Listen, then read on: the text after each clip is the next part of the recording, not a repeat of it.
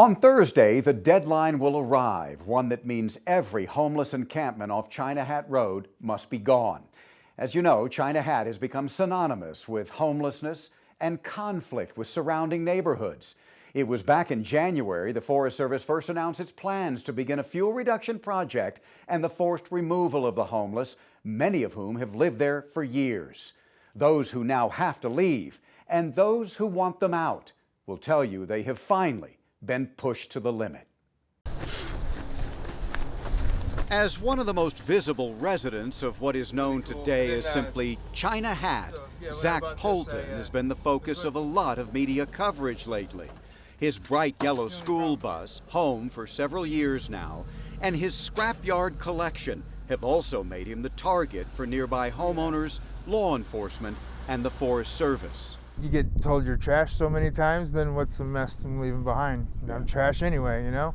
He knows his days in this location are numbered. The Forest Service's Cabin Butte Vegetation Management Project will shut down the only access to this dusty clearing in the woods, and the message to get out is becoming more pointed with each passing day. The Forest Servicers, heck, don't come out here to work with us. They harass us, and even though they're telling us out of here, they're pulling everybody over on the roads. As soon as you're out on the roads, they're profiling everybody comes in and out of here. Polton has been ticketed for overstaying his welcome here more than a dozen times.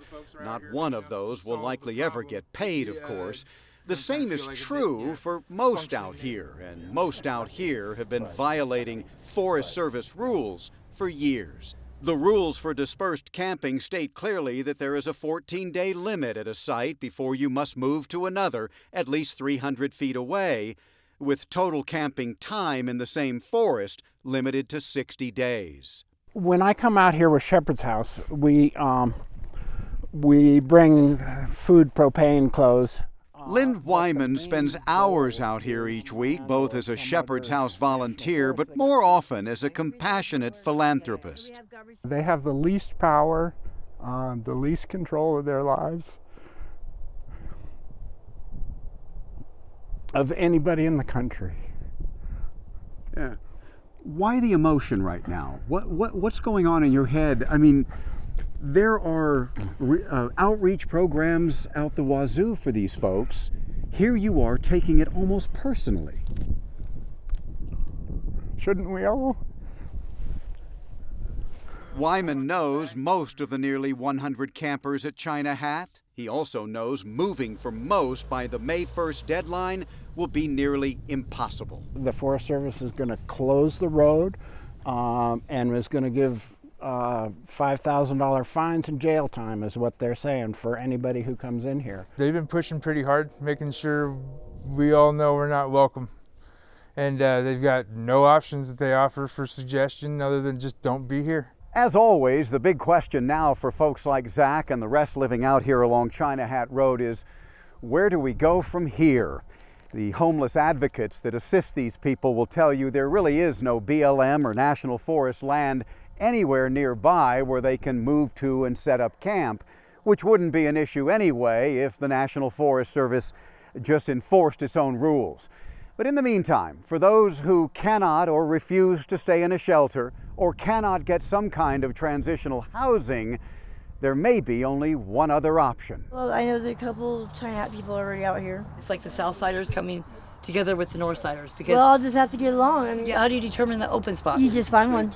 Okay, I mean, I tell you. and make your own road. Juniper Ridge, an area cleared by the county for homeless encampments, is about to get more crowded. Today, Lynn Wyman is spending his own personal time making introductions and showing China Hat refugees what life could look like in one of Deschutes County's other homeless hotspots. This is not a first refugee rodeo for Michelle Hester. Her move to Juniper Ridge followed years of life along Hunnell Road. There's mostly plenty of us that are nice, and I'll treat them just like I was treated. I'll treat them nice. I'll help them out. Not all here are expected to roll out the red carpet. Still, for China Hat resident Brooke Lamb, the move here will be a lesser of evils. Living out like this you're very strong people. You have to be, and so we already know that. We already know anywhere that we move to, We have got to have, well, it's not just guard, but Yeah. we will be looked down on. Zach Polton will not be relocating to Juniper Ridge, at least that's not the plan for today. His old yellow school bus is running, and he's tired of doing the same. We're just looking for, our own little space. People out here, they've got their own little problems, and those don't just go away as you're pushed out of a space like this. It just ends up in neighborhoods next to schools and such. And Zach says he has no interest in relocating just to get swept again. For now, he says a spot deeper in the Deschutes National Forest sounds appealing, somewhere that doesn't require breaking the law and doesn't result in pushing neighbors or law enforcement to the limit. why work with us when you can work against Portland us? School District, excuse me.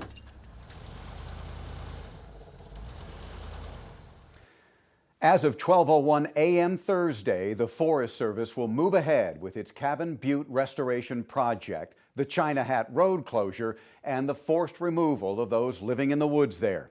The Forest Service has already begun placing large dumpsters throughout the China Hat encampment area, telling me it also plans to hold an all-staff workday sometime in May for trash and debris removal in the areas where it plans to do commercial tree thinning.